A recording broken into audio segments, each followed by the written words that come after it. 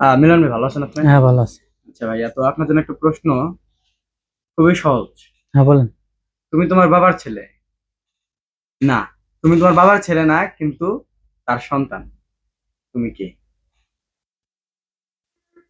আপনি তার ছেলে না, কিন্তু তার সন্তান। আপনি কে?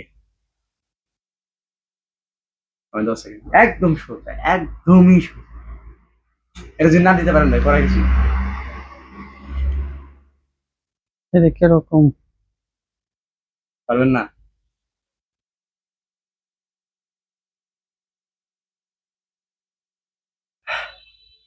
পারবেন না?